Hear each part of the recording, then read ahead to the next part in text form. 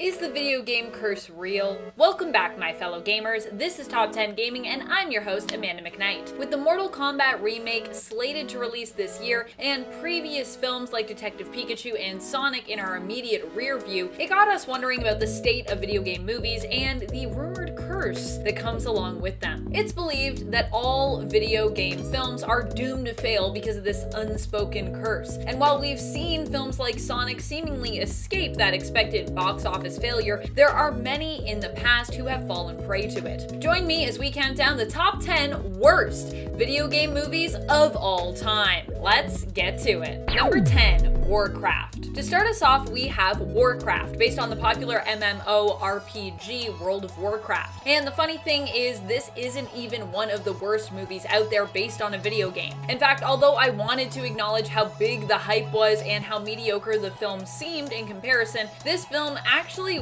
wasn't that bad. In my opinion. Maybe I'm the only one that likes Warcraft, especially for being based on WoW. I personally just wanted to see those sweet mounts, so I was pretty easily appeased with this one. But the story here was actually pretty decent and did a good job of setting up the world, I thought. Still, the film being a kind of expositional film focused on setting up the world meant that it was a little slow for some, and despite having a massive budget, the film still unfortunately struggled to look as good as I think fans were kind of expecting. The reality is there was just a lot to do with this movie in terms of effects and costumes and, well, everything. And locations too. And yet I feel like so much of it was like green screen locations. I don't know. Number 9. Rampage. I mean, you have to give them props for trying this. Turning Rampage into a film is quite a feat. A game where you play as a monster and just try to destroy buildings. And studios wondered, but what's the story there? Who really are these monsters? Who are the people behind them?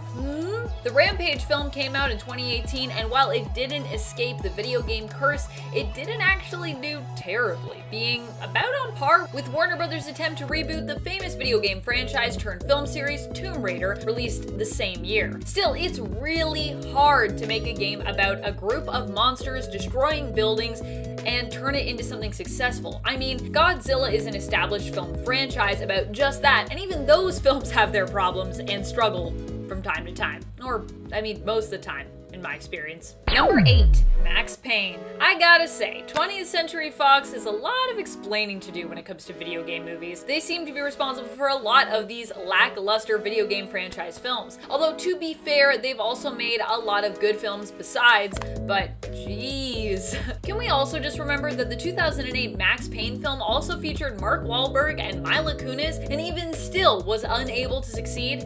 Wow. Also, Max Payne with its film noir pastiche is a game that you would think would lend really well to a film, but apparently not. What the movie seemed to lack was a lot of what made the game so iconic. The depth of story and character that we saw in the games appeared to be almost completely lost in the film version somehow, with a lot of the big video game moments just not really translating as well to film or being poorly adapted by the filmmakers. Not hating on Mark Wahlberg though, he tried, he definitely tried. Number 7, Pixels. This is a film that combined all your favorite arcade games from the 80s and repurposed them as a tool for an alien invasion. Of course, a fair one at least, because these aliens apparently believe in giving those they go up against a fair shot at victory to prove themselves. While the movie is good for a few laughs, it doesn't really offer any depth when it comes to exploring the world of 80s arcade games and is neither great nor bad. It's just kind of forgettable and a bit meh. And before we move on to this next point, just a quick reminder, if you love video game movies or maybe love to hate them a little bit sometimes, feel free to show that love by giving this video a thumbs up. It really does help us out here at the channel. Thank you. Number 6, Doom. Just look at stills from this movie and you will get a sense for how bad it is. When you hear that Doom is a film featuring the badass action star that is Dwayne Johnson, you might think, how could this possibly be bad? Also, Carl Urban was in this movie too, so I'm not gonna let him off the hook either. Well, it all kind of boils down to bad jokes that kind of fall flat, combined with this film being less about the demon killing action and more about fights between the team for who should really be in charge.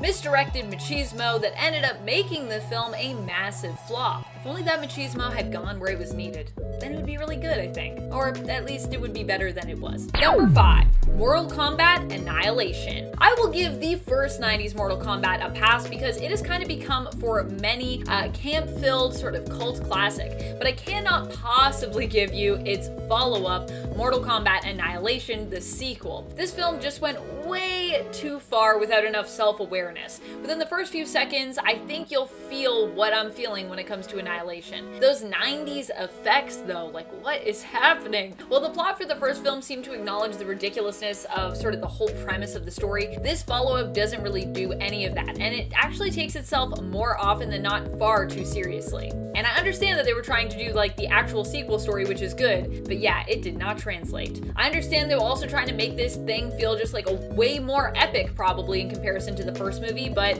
no. Just no.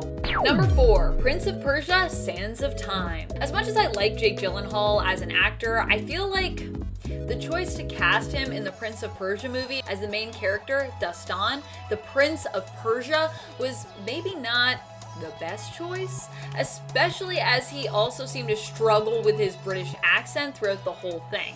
And if you're like, wait, if they're in Persia, why do they have British accents? Well, if you play the Prince of Persia game, you'll get it. Prince of Persia: Sands of Time, they all kind of have British accents. Don't ask me, it's just how it is. Just thought I needed to mention that because I saw so many articles where people were outraged about it, and I was like, I think that's from the video games, actually. And hey, you know, I will admit Gyllenhaal is pretty on the mark when it comes to sort of channeling Dastan's energy. Critically speaking, this movie wasn't as poorly received as some of the others that are on this list, but this casting choice just, really threw me for a loop. And while the film didn't garner some of the horrendous reviews that other video game movies have, it still wasn't well received either. Currently, it sits at like 50% on Rotten Tomatoes, which means, like most video game movies that many of us have forgotten, Prince of Persia is just kinda okay. Especially considering you have Disney behind this movie, I feel like they could have done a lot better than just like okay. Number 3, Assassin's Creed. What's really disappointing when it comes to the Assassin's Creed movie is that the trailer actually made it look like it was gonna be pretty badass. Like, this is a movie that got people excited, and yet. The problem with Assassin's Creed, the movie, was that it didn't give Assassin's Creed fans enough of what they wanted, and definitely not enough assassinations. They had the Animus, and we did get to go back in time and relive the assassin ancestor life with our lead, Michael Fassbender, who doesn't actually play Desmond Miles, the main character of the first game, but instead plays a non-game character, Cal Lynch, which I guess is fine, but like, where was Miles? What's happening here? Number 2, Need for Speed. Did you even know that this movie existed? Because I did not until this list. And yet, Need for Speed came out in 2014. I know! Need for Speed has a kind of loose plot, and honestly, this could be probably any racing movie, but I guess they decided if they secured the Need for Speed name and used it, it would maybe help them at the box office. To be fair, the movie does feature some pretty cool car stunts and racing scenes that evoke that kind of action-packed Need for Speed thrill. And there's racing, so there's that. But what we get in Cars, we kind of lack in a logical plot. The movie centers around Toby, who is wrongfully convicted of manslaughter in the death of his friend. Unable to prove his innocence, he instead focuses on getting revenge against the man who actually put him in jail and cost his friend his life. How does he do this? By racing! Wait, what? Because he's got the need for speed? The really weird thing is that winning the race actually miraculously does fix everything in this movie, and it's also like an illegal race. Like, they are racing illegally. So Toby also still has to go back to jail, but he basically gets cleared of the manslaughter charges that were on him before, and they find out that the other guy did it, and it's a really weird movie. Also, someone steals like a military helicopter. What is even happening in Need for Speed? Poor Aaron Paul, who's in that movie too. He's such a good actor, and I'm just like, what is this movie? I hope he got paid well. Number 1, Super Mario Brothers. Super Mario Brothers is a movie that is just so awful, it's almost good. Almost.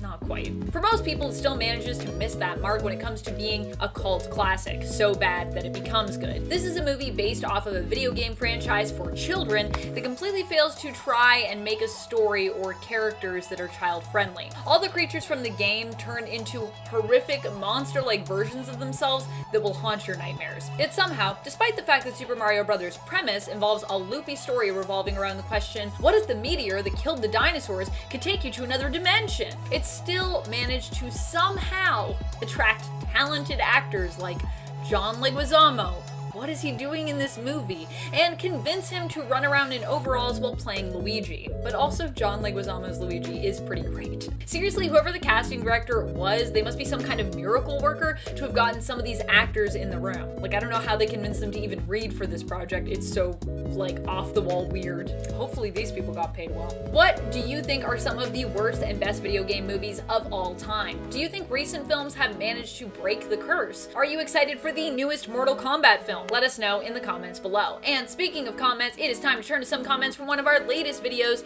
Top 10 Henry Stickmin Gaming References. Stickmon shares, Sonic reference, Sonic shoes and escaping the prison. I honestly feel like I missed those, but that's definitely a good one. Every time I'm like sort of watching or playing Henry Stickmin, I'm like looking for just so many references because I feel like there's so many amazing ones to games and shows and everything. TJ Jerome Jer comments, heart.